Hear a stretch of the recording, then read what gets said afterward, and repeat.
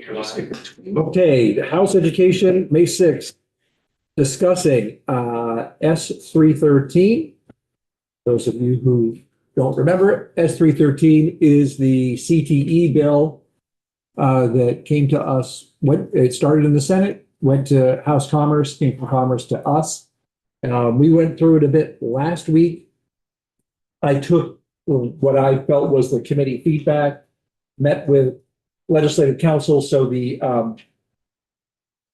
changes you see in the bill that's going to be presented reflects what I sort of sensed from the committee. Most notably, it essentially eliminates the task force that was in at the end, and then puts one of the duties of the task force into the work of the agency. So just to recap, last week we had testimony with the secretary who supported the work that was being assigned to the agency. They expressed some opposition to no need for a task force. I've also discussed with the chair and the vice chair of Commerce about the task force that they understand the concerns with it. So anyway, that's what is reflected in front of us. So if you kind of walk us through, that would be great. St. James Office of Legislative Counsel.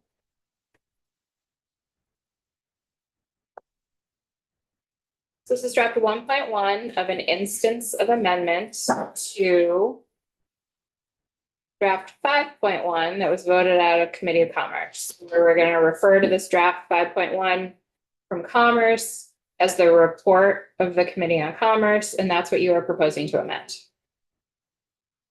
So the first instance of amendment is in section 5. Thank you, by the way, for that process explanation. I sort of this committee's never done this before. We're amending the bill of one of our House committees. So thank you. So because you're not making a ton of changes, instances make sense. It makes more sense than a strike all. Technically, you can do whatever you want, but I'm telling you to do this. So we're gonna go. I'm gonna try and do my best to show everything in context. So this is section 5 of Commerce's report. And this is the section that asks AOE to make all the report back to you all with all the recommendations. So your instance is to subdivision 2B on page 7. So the recommendations regarding a pre-enforcement intervention pathway that is responsible for providing early state mediation between CTE centers and sending districts. The only change we're making here is instead of state, we're going to swap the word stage, early stage mediation between CTE centers and sending districts.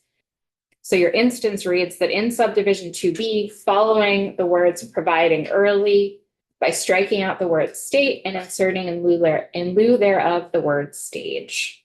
So what will happen is just the clerk's office actually does all the magic. They take the directions from the instance, if this were to pass, and then they put it into the context of the larger Commerce report. Second instance of amendment, we're staying in section 5. We're not changing anything about section 5. We are adding a new report back category. So you're adding a new subdivision to be subdivision 4 to read as follows. Recommendations for ensuring adult diploma participants have access to the educational programs that best serve their needs, including CTE, will also comply with federal and state requirements for adult education, as well as recommendations for how access to such educational programs shall be funded through the use of state funds. If federal or state law is identified as a barrier, the report shall cite the applicable law and explain how it is a barrier to ADP participants' access to the educational program at issue. So everybody understands what's going on here. When we made the changes in the adult education provider system, and we got rid of the high school completion program and really kind of in favor of the adult diploma program, one of the, I would say, unforeseen consequences that is a bit of a point of debate is under the high school completion program, those students had access to CTE that would be funded through their home district high school.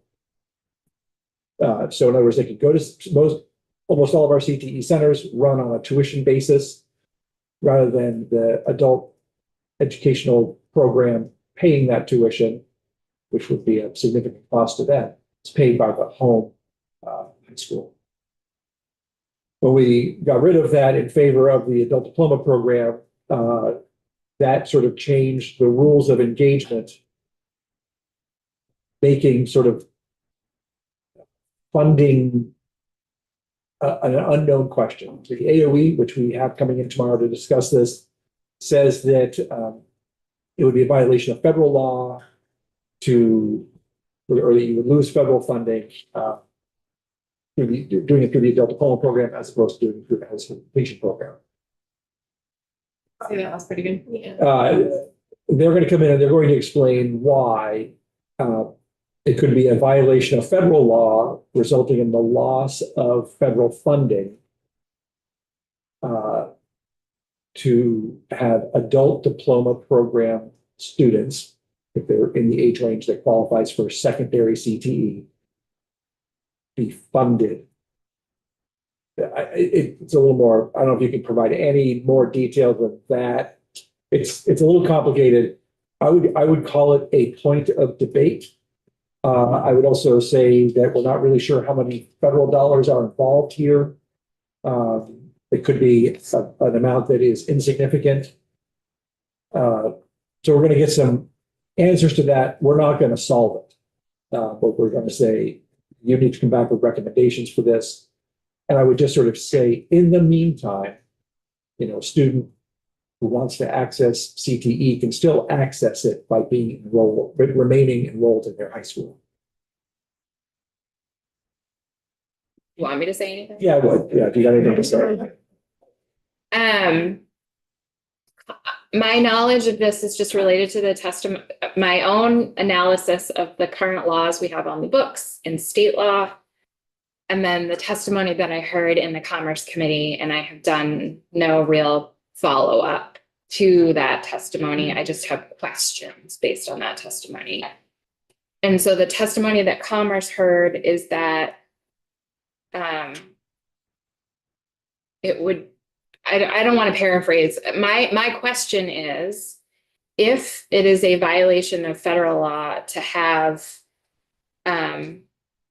adult diploma program participants accessing CTE, secondary CTE programming, the question I have is it a violation of federal law to use federal funds for that programming, and therefore you're putting federal funds at risk? Or is just the human's participation in the program regarding of what the funding source is, right? So it could be state funds, it could be fundraised funds, private donor, whatever, scholarships from VSAC, is just the mere participation in secondary education a violation of federal law?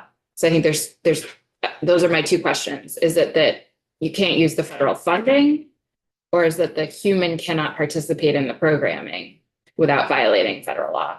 I don't know. And I have not done any independent research because, believe it or not, I have other work to do. So that's just but this language is asking to come back and say, how do we get these folks access to what they need? And if there is a barrier, tell us exactly what it is. I will say that I wrote an email to Beth asking her to do this research and then never hit send. So I discovered it in my drafts this morning.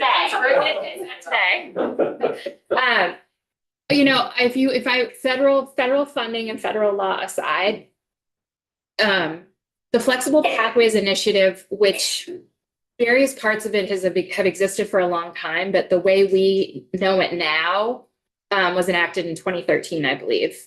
in Act 77, I believe.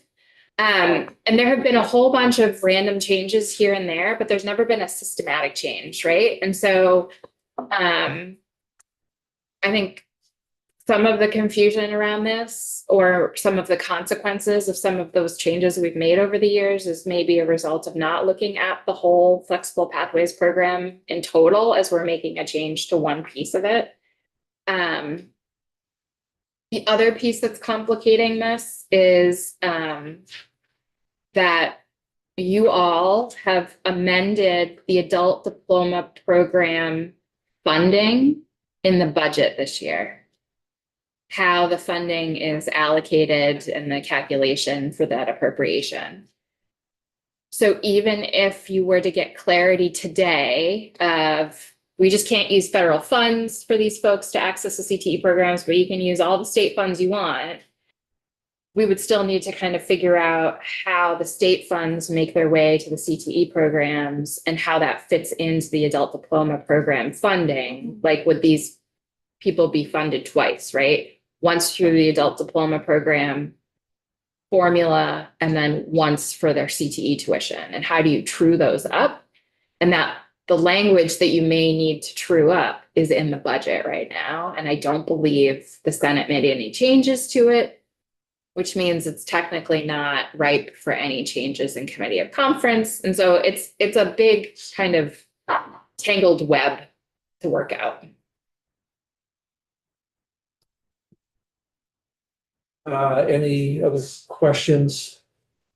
So we'll get the testimony tomorrow. Maybe we'll schedule a vote on this bill for potentially for Friday.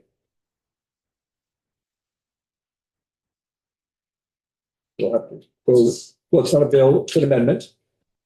And I think we'll have to go back to Commerce, because they'll have to vote on our amendment to their bill. Although we have the bill, the bill's in our committee. You have possession of the bill. Yep. So then I think, are there appropriations in it? Not anymore, since we removed the task force. Yeah, so I don't know. That would be a question for your parliamentarian Yep. on its next stop, but I don't believe that it has to go back to, like, I don't think Commerce will get possession of it again. I think it'll continue on its merry way. They may have me in to do a walkthrough. That's right. Yeah. Because they will have to present the bill, it's their. Yes. And then you would present your amendment to their bill. Yep. All right, so we'll get some more testimony tomorrow. Yeah, please. Sorry, last, we have one more instance of amendment, and that is to strike out section 8 in its entirety. And section 8 was the working group, the legislative working group. So we're not replacing it with anything other than the word deleted. And that is your instance of amendment. So let's say that no other committees make any changes and there are no floor amendments, and your amendment passes, and then the Commerce's report passes. The clerk would take Commerce's report, make the changes as this instance tells them to do, and then it would go back over to the Senate. Yeah. Then when would we address the funding funding piece that she had mentioned as far as those not really aligning? When does that? address? So what our instance of amendment does is basically tells the Agency of Education between now and the next, when we come back in January, give us some recommendations as to how we solve this.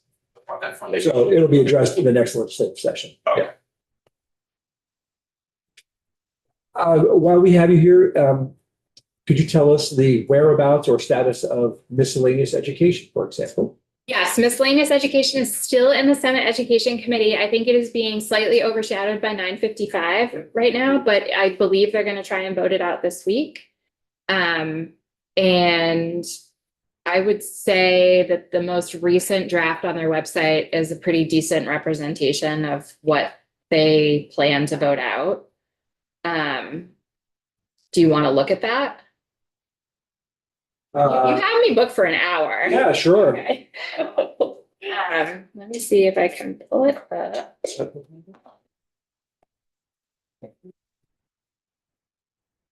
All I'm doing is going to Senate Education's I'll navigate it so you can see again what my fancy legal degree gets me. I've just gone to the Senate Education website. I am literally looking for my name. And then I'm going to go to, what is it? 931? Okay. We'll post it too. It's also posted for last Friday on Senate Ed's page. Thank you, Matt. Okay, so the most recent, they switched from instances to a strike all because they started making more and more changes. And I had to concede that a strike all made sense. We all know I don't like conceding things. And gotten us all hooked on instances of amendment now as being the way to do things. Well, I have lots of theories. Happy to chat offline about it. Okay, so they have made no change to the independent school moratorium in this is the most recent public draft. No change to the independent school moratorium. Actually, is there highlighting in this? Oh. No change to the interstate compact on education. Phew. Big surprise there. Okay, no change to background checks.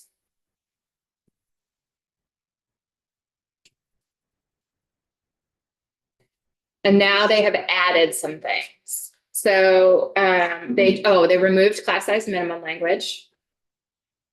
Clock ticking. That is now traveling in H955. And it is a delay, but the trigger for the delay to end is different than what the House passed.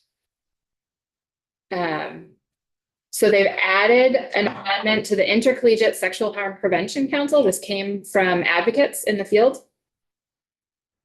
And it changes the membership. Can you talk about where this originated from?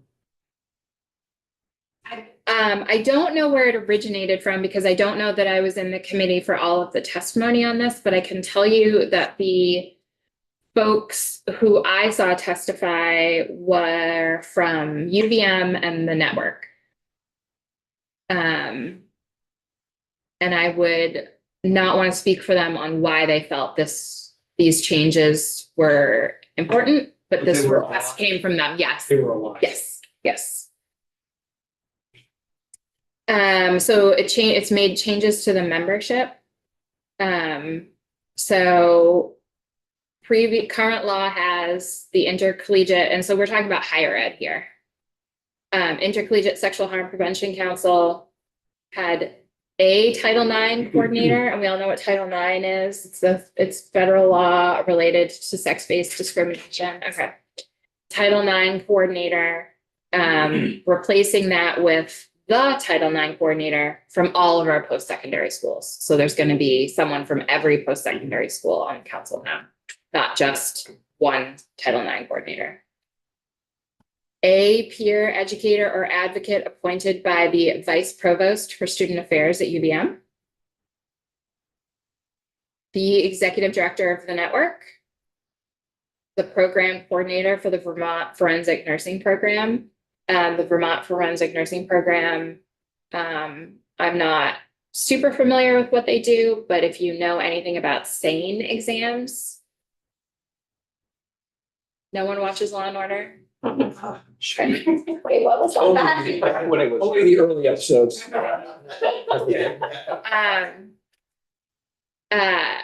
If someone has been a victim of sexual violence and they go to a hospital, there might be an exam done on them. The Vermont Forensic Nursing Program is either involved in studying the guidelines or the training of those types of exams.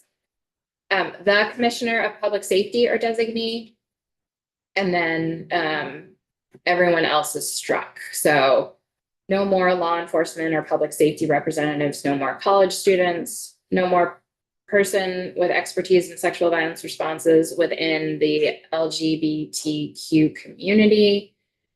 A sexual assault nurse examiner, I think would fall under the forensic nursing program membership. No more prosecutor, no more attorney appointed by the Defender General. Again, this was language put forward by UBM and the network. And then their duties were pared down significantly to sharing information about effective practices regarding sexual violence prevention and response, sharing information about campus-wide activities, and sharing information about training opportunities. Their reporting requirement was taken away. We're going to regroup this new body by November 15th of this year. Instead of one chair, we're going to have co-chairs, one chair representing a public post-secondary school and one chair representing a private post-secondary school. Instead of meeting quarterly, they are only required to meet twice per year. Their administrative support is struck, and the co-chairs are providing the council with administrative support. And the council may invite or consult with any other community representatives it deems appropriate. They seem to have pared back membership, pared back duties, pared back meetings, pared back responsibilities. Was there, if there was opposition to all of this? I was not in the room for any opposition. Again, this is coming from UVM and the network. If you were to invite them in for testimony, I believe you might hear something about trying to reinvigorate this body with new membership. Okay. They've added an amendment to section 570 in Title 16, which is the hazing, harassment, hazing, and bullying prevention policies statute. And this amendment amends the advisory council portion. So it basically strikes all the language, current law language related to the advisory council, which exists to review and coordinate school and statewide activities related to the prevention of harassment, hazing, and bullying. And it replaces it with a new membership. So the executive director of the Vermont Principals Association is a current member, executive director of the school board. So all the executive directors of the V's are all current members. It's just the drafting convention. We needed to strike them and then reintroduce them. So all the current members through the executive director of Visa remain. And then we add 2 members who serve as designated employees under the hazing, harassment, and bullying prevention policy appointed by the Secretary of Ed, a member appointed by the Vermont Educational Equity Collective, a social worker appointed by the National Association of Social Workers Vermont chapter, a member appointed by the Vermont Coalition of Disability Rights, a student member appointed by the Vermont Student Anti-Racism Network, a student member appointed by Outright Vermont, a member appointed by the Office of Racial Equity, a member appointed by the Commission on Women, a member appointed by the network, and a parent or caregiver appointed by the Vermont Family Network. And then the duties of the council are essentially to review and advise on resources, the policy, etc. They are required to report to you annually, and they get per diem for not more than 12 meetings a week. And then the definitions for that particular chapter, because there's more than just the council, remain the same. This was language that I believe was brought forward by the Human Rights Commission and the network.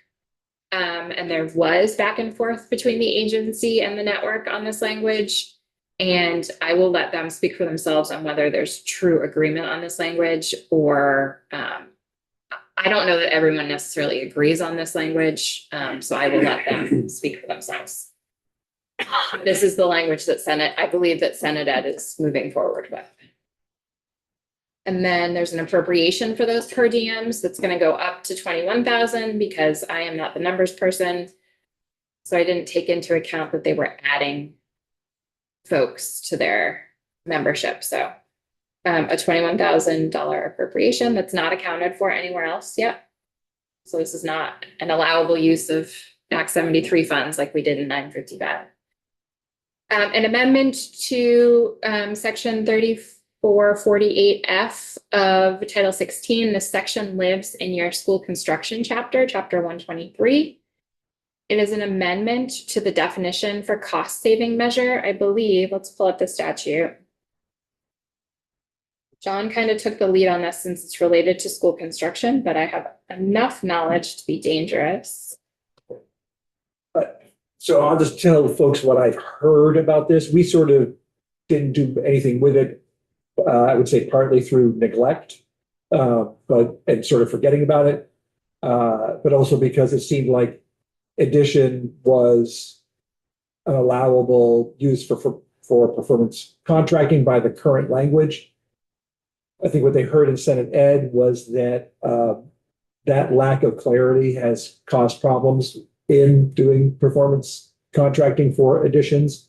And so you see the addition of the word addition just to make very clear that it is allowed.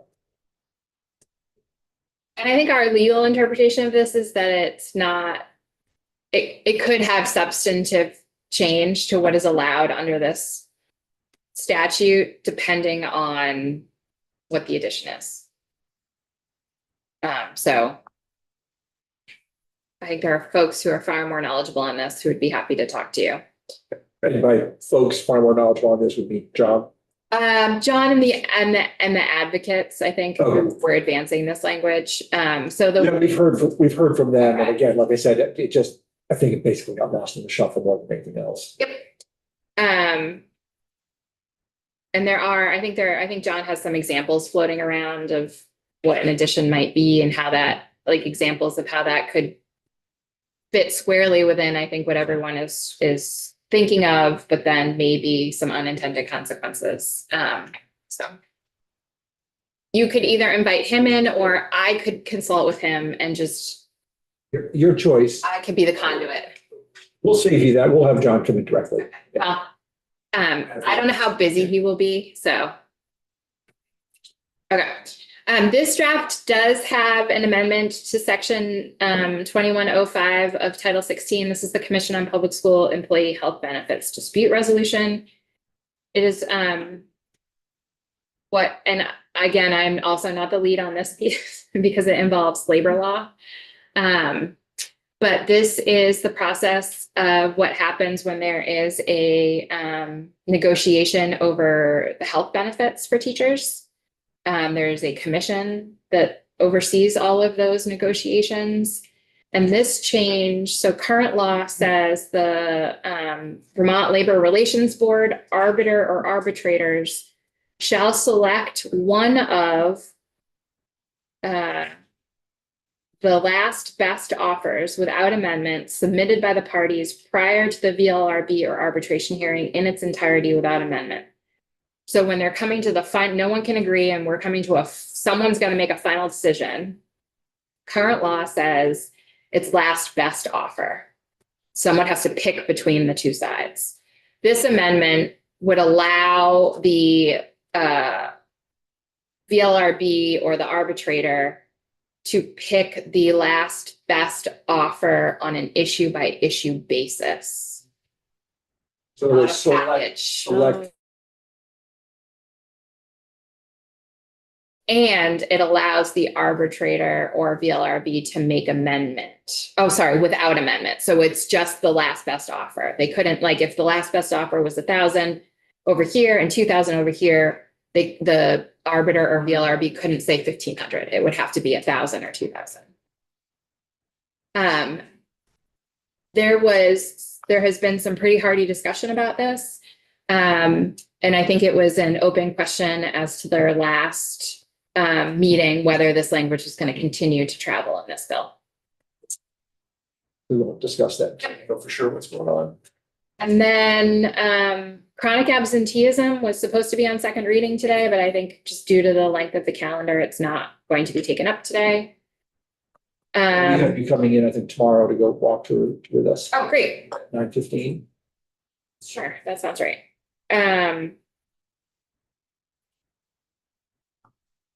Not big changes there. Changes for sure, Yeah. but not, they haven't gutted the bill. Uh, Yeah. Great, Not available in 5 minutes. it's available in 5 minutes.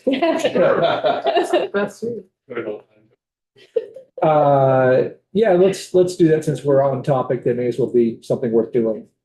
So we'll pause for 5 minutes and return back, hopefully with John here to just talk about that one section of the miscellaneous ed bill. Before we do that, okay, miscellaneous ed, chronic absenteeism, 955, PCBs, which is in your deal. Is that everything? Think so. All right. Case checking out the list there. Yeah. Some of those are from last year, just so you know. Yeah.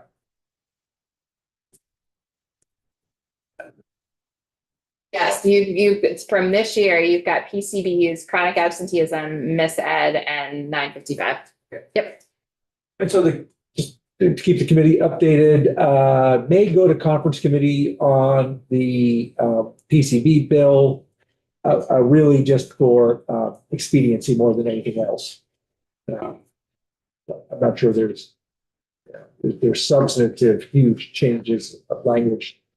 If you look at the two bills side by side, they're very different. There's essentially just delays the requirement for testing by 5 years. So in a sense, keeps the program alive on life support with no money. Ours gets rid of the program altogether. And then theirs also has language, which I'm personally kind of neutral on, setting up the PCB fund, which in the highly unlikely case that these lawsuits are settled before any of us die of old age, that money would go into this fund for remediation and testing.